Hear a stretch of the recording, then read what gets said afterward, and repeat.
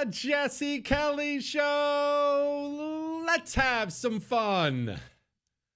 On a Thursday, we are almost there. Hold on for one more day. That was a great song. I think it was an 80s song. Either way, hold on for one more day. We're almost to the end of the week, and we have a huge show for you tonight on the Jesse Kelly Show. Although I am a touch upset, I'm going to try to get that out right in the opening here. There was something Trump said again today. I'm going to try to get it out of my system. Once I get it out of my system, we will bounce around to so many other things. We're going to talk about emails, astronauts, people blowing SNAP funding, people not buying homes. A bunch of people got fired in the wake of Charlie Kirk's murder, and the media's mad about it. Our court system being a ratchet, all that and so much more coming up tonight on the world-famous Jesse Kelly Show. In fact, Chris, now that I think of it, probably should have done this before the show. Grab that Trump line from Laura Ingraham where he was talking about the H-1Bs and the foreigners and things like that. And I want to say, as Chris digs that up, I want to say something. We've talked before about how you are a political person. I'm a political person, so we're going to vote in a different way than the normies. And you know that you're different. I'm different. We're not the norm. We're not the majority. We're the hyper-political people. I got that. But you know when I knew Democrats were in serious, serious trouble before the last election, when I knew they were in serious trouble? I hung out, I hang out with normal people. I don't live in D.C. I don't live in New York City. I do not hang out with other radio hosts or politicians or lobbyists or anything like that. I hang out with normal people who do normal things. Many of them are close to my age, which is obvious. People usually hang out with people close to their age. So I'm 44. Most of the people I hang out with have children. And the frustration and fear they had for the jobs market for their children was palpable. The frustrations they would talk about, and some of their kids are just dynamite students. They would talk about he graduated, he's put out 1,500 resumes, he can't get a return phone call, he's going to move back into the home. This is not one neighbor. This is the majority of my friend circle. My daughter can't find anything. My son can't find anything. She's moving back home. He's trying to find a job. She's waiting tables. It was everywhere in my friend circle. Americans were doing everything, quote, the right way. Graduating. Sometimes it was high school, trade school. Now, the trade school guys obviously fared better, but the ones went to college, graduated, good degrees. We're not talking basket weaving or any black studies. We're talking good degrees, and they couldn't find anything. And they were so mad, and they were assigning blame. Every day there was a news story about how many foreigners Joe Biden was coming in, and that night they're talking to Aiden, Jaden, and Braden, and Aiden, Jaden, and Braden can't find a job, and they're, as parents, not political people, as parents, they were furious. Furious. I knew Democrats were in serious trouble going into that election because of the parent factor, the kitchen table factor. Now, you remember, I think it was earlier this week, when Trump sat down with Laura Ingraham and said this. H-1B visa thing will not be a big priority for your administration, because if you want to raise wages for American workers, you can't flood the country with tens of thousands or hundreds of thousands of foreign workers. You also do have to bring in talent. We have plenty of talented people here. No, you don't. We don't have talented people here? No, you don't have certain talents, and people have to learn. You can't take people off an unemployment line and say, I'm going to put you into a factory where we're going to make missiles. H-1Bs are not highly skilled people. And everyone knows this now. That's O-1s. That's an O-1 visa. That's a totally different thing. H-1Bs are low skilled, entry level. Do you know what normies heard when Donald Trump said, hey, Aiden, Jaden, and Braden, he doesn't have it. We got to go get some Indians. Do you know how that landed? Not well. I'll tell you that much. Not well. Those same normie friends of mine are upset. Okay, one bad interview. The White House clearly heard the backlash from you, from me, from the normies. Surely he's going to drop that line, right? Because parents don't want to hear that. People struggling to find work, they don't want to hear that. That's a really bad line. You Americans are too dumb. We got to go bring in some more foreigners. Bad line. All right. You had a bad moment. It happens. This was Trump today. To bring people to get those plants opened, we want you to do that, and we want those people to teach our people how to make computer chips and how to make other things. You can't come in, and I'm explaining, you can't come in, open up a massive computer chip factory for billions and billions of dollars like is being done in Arizona and think you're going to hire people off an unemployment line to run it. They're going to have to bring thousands of people with them, and I'm going to welcome those people. I love my conservative friends. I love MAGA, but this is MAGA. And those people are going to teach our people how to make computer chips, and in a short period of time, our people are going to be doing great, and those people can go home where they probably always want to be. You know, when people are born someplace, they tend to want to go, and we have the greatest country in the world, but they want to go. And what? Aiden, Jaden, and Braden can't be taught how to make chips? That's basic company training. Aiden, Jaden, and Braden can't run a forklift? Can't be taught how to push buttons on a machine? That's ridiculous. And not only is it ridiculous, it's political suicide. The coalition that elected Donald Trump is large, and there are all different parts of the coalition with different motivations. There's no question about that. But the Stop This Immigration coalition is probably the biggest part of it.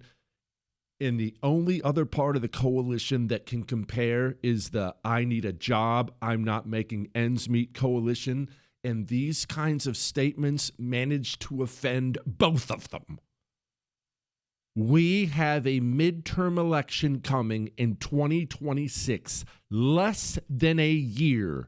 The United States of America will go to the polls and decide who they want to run the House of Representatives and 1/3 of the Senate. If Democrats get enough votes in the House of Representatives, they're going to impeach Donald Trump every 15 minutes for fun. They've already announced it. They won't even have a choice. Their base will demand it. And if the next year is Donald Trump telling Americans they're too stupid to make chips, we have to have low-skilled people from India by the thousand come in and teach us poor, dumb American oafs how to make things, we are going to get slaughtered in 2026. It's going to be you and me on election night crying in our beer, wondering what went wrong. Even if, I'll give him this, even if he believes it,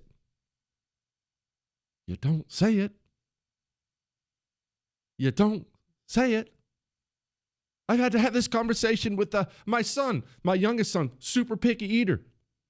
Doesn't always like the fact that can make some healthier meals. Sometimes he doesn't want chicken and rice. Sometimes he says it. I've had to pull him aside.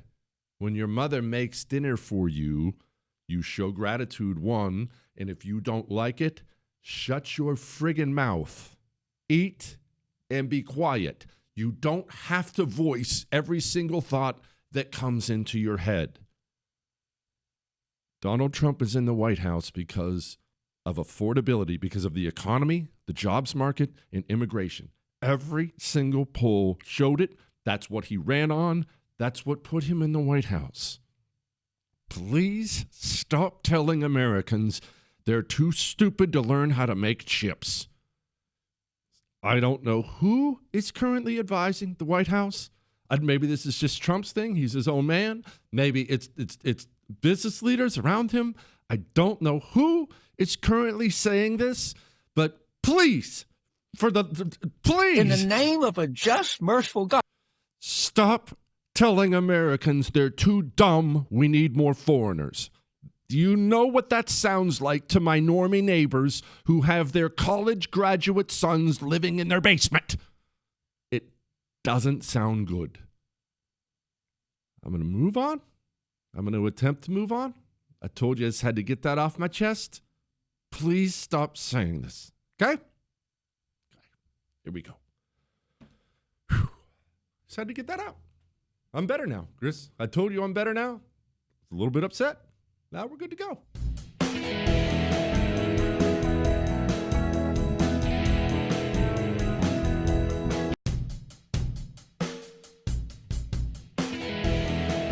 It is the Jesse Kelly Show on a Thursday. I'm fine. I'm going to move past it here in a moment. I do want to remind you that tomorrow is an Ask Dr. Jesse Friday, so you need to get all your questions emailed in right now to jesse@jessekellyshow.com. All 3 hours belong to you tomorrow. We will have a good time, as we always do, answering questions, riffing on things. Yeah, look, I already said the messaging needs to change. We have to stop with this line about how we have to bring in more foreigners. Let's stick with this kind of messaging. This is the kind of messaging that gives people hope, that makes people think this administration is correctly prioritizing them. The president uses the number 20 trillion in terms of total investments. And I think that those commitments that are real. And whether it's corporate investment, whether it's the Japanese trade deal where they're going to put in $550 billion, that whether it's the Korean trade deal with $350 billion, whether it's Apple saying that they're going to reshore, I believe that they may be up to $500 billion. So it's investments like we've never seen. And Brett, just to put that in. Okay, good. That's inspirational. Good. There's money coming in. You know what that says to Americans? You might not have a job today. You might not be making ends meet today. It's going to get better. We're building things up. That's good messaging. This is good messaging. So the non-farm payrolls number coming in at 119,000. 119,000. Wow. The estimate was 50,000. Private sector jobs coming in at 97,000. The estimate was 50. Factory jobs, we saw a loss of 6,000. Government jobs, a gain of 22,000. Average work week, all private workers, 34.2 hours. Average hourly earnings annually up 3.8%, a little bit better than expected. Yes. We have investments coming. People are getting hired. Things are getting better. We think things are going to ramp up. This is what the American people need to hear. The normies need to hear. Let's stick with that, and let's take whatever this messaging is, and let's fly over. I understand there's a huge volcanic explosion right now in Indonesia. Let's take this messaging and put it on a single piece of paper, and let's take a flight over to Indonesia and fly right over the top of the active volcano, and let's drop this messaging in there and never think about it ever again. This messaging, Indonesia. H-1B visa thing will not be a big priority for your administration, because if you want to raise wages for American workers, you can't flood the country with tens of thousands or hundreds of thousands of foreign workers. You also do have to bring in talent. We have plenty of talented people here. No, you don't. We don't have talented people here. No, you don't have certain talents, and people have to learn. You can't take people off an unemployment line and say, I'm going to put you into a factory where we're going to make missiles. We don't have the talent. That needs to go to Indonesia. That's right into the volcano. Headline: Gen Z delaying home ownership, and it's affecting other life decisions. Life decisions like getting married, having kids. The average age of a homeowner continues to climb into the 50s. I just saw another stat that said it's flirting with 60 years old. I'm not at all blaming Donald Trump for that. All I'm asking for is that the White House understand that the midterms are coming, 2028 is coming, and normal people are struggling. They have seen prices go up. They have seen their standard of living go down. The jobs market is dreadful right now, especially for young college graduates, especially for them. The jobs market is bad.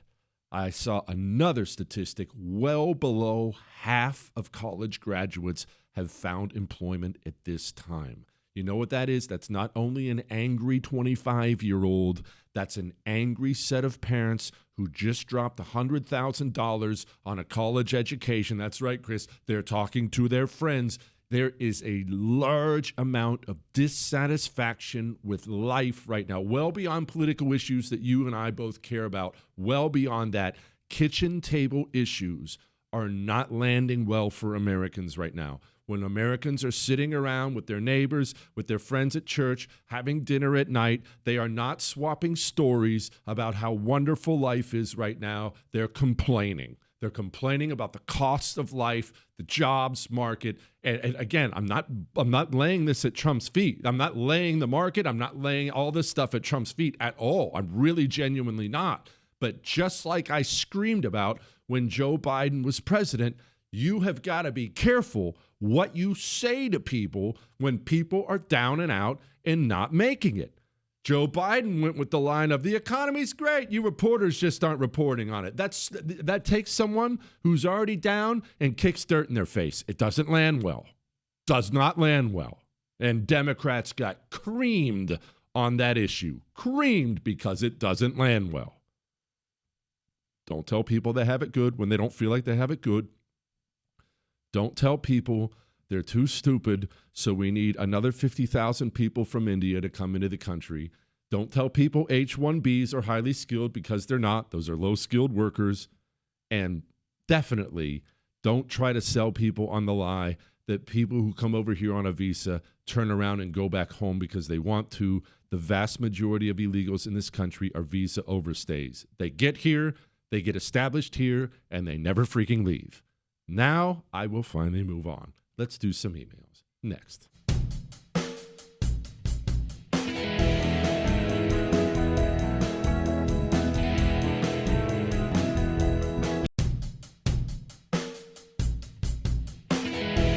It is the Jesse Kelly Show on a fantastic Thursday. Remember, if you miss any part of the show, you can download it, iHeart, Spotify, iTunes. So I'm going to read you a story that's wonderful, but also aggravating. It's a story from the Associated Press. Remember, the Associated Press is a disgusting communist rag and has been for a long time. The headline is, migrants, love how they call them that, thought they were in court for a routine hearing. Instead, it was a deportation trap. And they even describe, look, there's a bunch of stories, but here's one. I love this one. Nearby, a Cuban man who had lived in the United States for years stepped from an elevator and into the courtroom where the government lawyer was waiting for what the man thought was a routine hearing. The man was doing what the law required and brought along his wife, a legal resident, and their 7-month-old infant. Oh. Then the lawyer quickly moved to have the man's asylum claim dismissed, and the judge agreed, making the man eligible for expedited removal. As he left the courtroom, the man was swarmed by plainclothes immigration agents who had been surveilling him.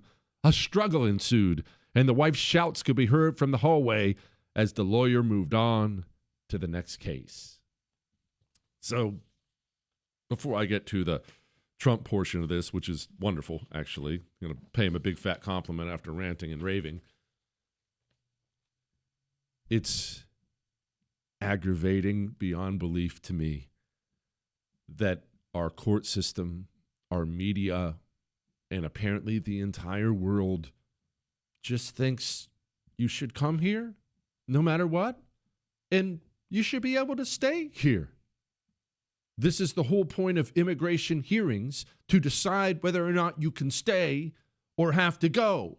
But for so long, these hearings either didn't happen or they would have a hearing and just let them all stay. Now, the idea that you would decide he has to go is just horrifying to everybody in the country. Well, not you, but horrifying to the media, horrifying to the illegals who are here. What do you mean I have to leave? You're supposed to let everyone stay. The sense of entitlement everybody seems to have to reside in the United States of America drives me up the freaking wall. Yes, you're here illegally. No, your asylum claim is not valid. Goodbye. That's how it's supposed to work. Boom, hearing, gone. See ya. And another part of this, right, because they do deserve credit, as I've discussed, they are building a deportation machine that will take time, but they are working on it. Quote, over the past 9 months, the Trump administration has fired almost 90 immigration judges seen by Trump's allies as too lenient. They are cleaning out the immigration court system of all the filthy communists who are sitting there who allow all these people to come in and stay in. They are building the deportation machine, and I want to applaud them for it. And as I've mentioned, even though I'm going to get frustrated from time to time, as I just did, as long as I see the deportation machine being built and being used, the Trump administration is going to be all right in my book. I'm going to criticize when I get mad. That's always going to happen. If you don't like it, too bad, so sad, change the channel. But as long as they are committed to getting these foreigners en masse out of the country, I'm a supporter. I am. We just have to work on some messaging things. When you get up and tell people Americans are too stupid, we need more foreigners. That's bad. All right. Let's do some emails. We have to clear out some room. Tomorrow's Ask Dr. Jesse Friday. Jesse, can you explain how murders don't stop after guns are gone in the UK? And how stabbings and machetes. So listen, okay, I know what he's saying. We were going off about guns yesterday because we played that young communist woman who was talking about giving up your guns. And in response, whenever communists have tried to confiscate our guns here in America, the right has attempted to argue in good faith with them. Have you ever done this? You ever found yourself doing this? I've done it. I'm not pointing fingers. Meaning you start arguments like this. Well, they have gun laws in Chicago and they have all these murders. Clearly they don't work. Or you say something like this guy said, well, no, they ban guns in the UK, but now people are just getting stabbed. Or you'll bring up logic, you'll bring up facts, and you know why you do that? Because you think you're dealing with someone who shares your value system, and you think you're dealing with someone who's being honest about what they want and what they believe. You think your liberal Aunt Peggy, you think she actually wants school shootings to stop, or that's her motivation. You think she actually wants people to stop being murdered, or that's her motivation. And if you just present her with enough logic, enough black and white facts, that she'll realize that what she wants actually doesn't help save the kids or doesn't help make the country safe. And eventually, if you use enough logic with her, she'll get it. The light will come on. Well, they have murders in the UK. But you don't understand what you're dealing with. She doesn't care about mass shootings. She doesn't get sad when there's another classroom full of dead kids. She doesn't get sad when she hears the murder statistics going up in this city or that state across the country. She does not sit and fret about this murder or that thing or that thing. That is not her motivation at all. She's very, very upset that the opponents of the revolution are armed. That's her motivation. That's her motivation. And you, I don't care how many statistics you bring her on guns, or they ban guns here, or they ban guns there, and it didn't work. No matter how many statistics you've brought her, it's never worked, has it? Black and white facts. It doesn't work, does it? You know why it doesn't work? Because you're arguing with something she's not even really saying. She's lying. She's a communist. Communists lie about everything at all times. She doesn't care about the mass shooting. She cares about you being able to stop her from sending you to a gulag for not getting your 10th booster shot. That's what upsets her. The communist revolutionaries in the United States of America, that'd be Democrats, are fighting a revolution to burn your country down. The thing they have to have in order to complete this revolution, they have to disarm their political opponents. Every communist who's ever taken power has disarmed their political opponents first. For decades, well over 50 years, Democrats in this country have sought to find a way to disarm you. And it's not to stop murders. It's to stop you. That's what they're interested in, stopping you. And it's so hard to accept that. And because we don't understand that motivation, because we accept their lies at face value, we try to have an argument with them using this logic or these facts, but there's a reason it's never worked. I'll tell you something, it's going to blow you away. Your liberal Aunt Peggy knows gun laws don't work. She knows. She knows about the murder numbers in Chicago and all the other. She knows. She gets it. She understands completely.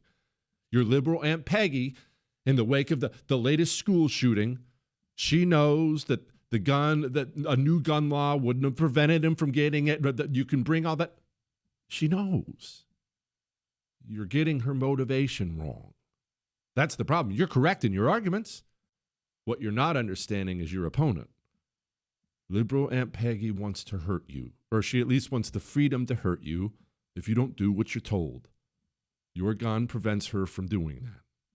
They will always be after your guns for that reason and that reason alone. All right?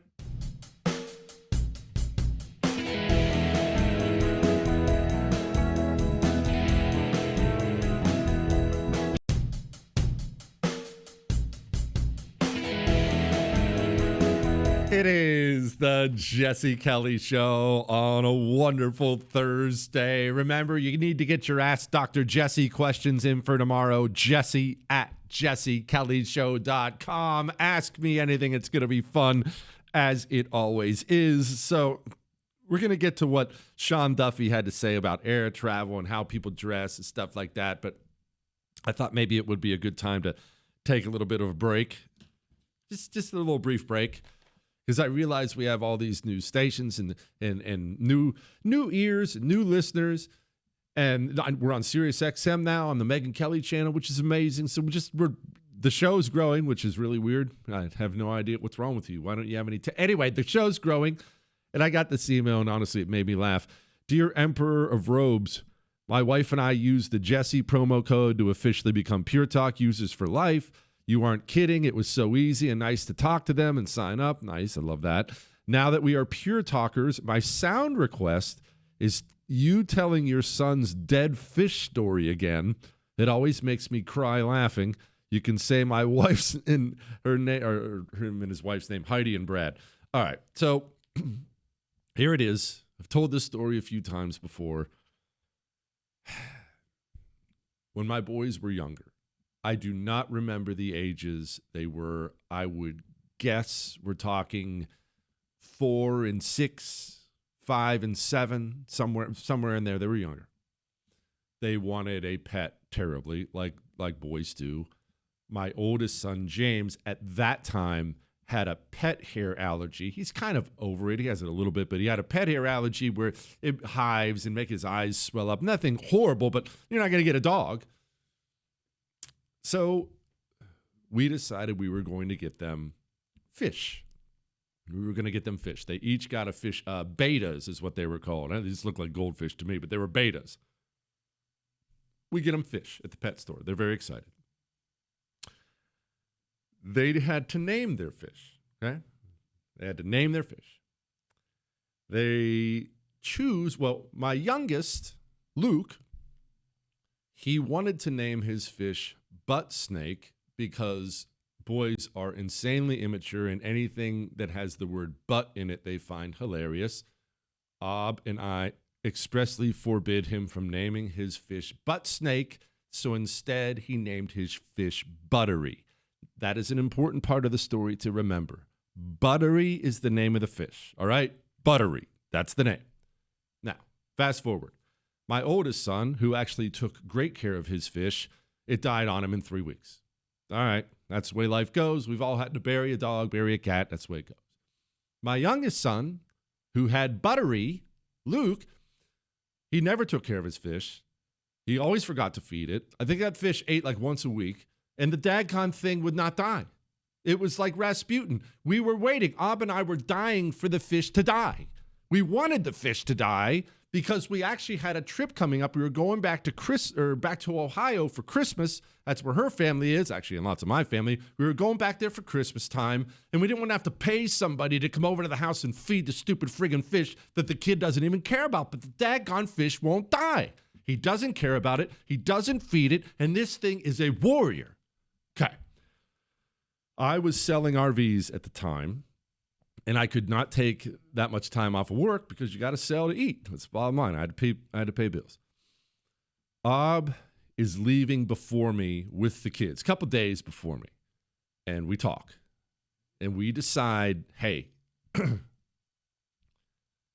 once I leave, now Ab and I had this discussion together. Once she leaves, I'm going to flush the fish down the toilet. We'll tell him he died. I'm going to flush the fish down the toilet. Ab agrees to this, okay? She takes off. I flush the fish right before I take off. I gave him another couple days. I even fed him, and then I sent him out to the ocean or wherever those pipes lead. I don't know. I watched Finding Nemo. Flushed him down the toilet. No big deal. Go back to Ohio for Christmas, come back home. We are home for 24 to 48 hours. And that's an important thing to understand, too. It's not like he went running in the house looking for his fish. He finally notices his fish is gone. He says, "Where's my fish?" And I said, "Buddy, I flushed him down the toilet. The fish is gone." I just gave it to him right between the eyes. He's looking at me, and he sees Ab looking at him. She's very clearly trying to decide how's he going to handle this. He takes a long time, and then he starts breaking down crying. She immediately starts glaring at me as if it's all my fault. He runs and jumps into her arms and starts sobbing on her chest. She's glaring daggers at me from across the room. And I said, "Up, he's lying. This is a put on. He's manipulating you." And he stops for a second. She can't see him and kind of gives me this look like he's afraid because he knows I found him out. But then he goes back to crying louder. He actually turns the volume up. And she said, "No, he loved that fish." And I said, "Really? Hey, Luke, what was the fish's name?" He freezes again in fear, and his mind starts churning. I ask him again, "Luke, what was the fish's name?" And he's sobbing, fake sobbing. And he goes, "Swimmy." He didn't even know the name of the fish that I flushed down the toilet. He cried so hard in her chest. We were at PetSmart that day buying them a lizard. It was a bearded dragon, which again they didn't take care of. So we had to give it away eventually to somebody who actually wanted to feed it and take it out of the thing and whatnot. What, Chris? What am I on now? No, it's just Fred. No, there's nothing else. There's just, and James has a snake, but James is the responsible one. James takes care of his snake. He takes it out, he feeds it, he cleans it out. James is fine. Swimmy. So that's the story of the fish, okay? I flushed the fish down the toilet. All right, there.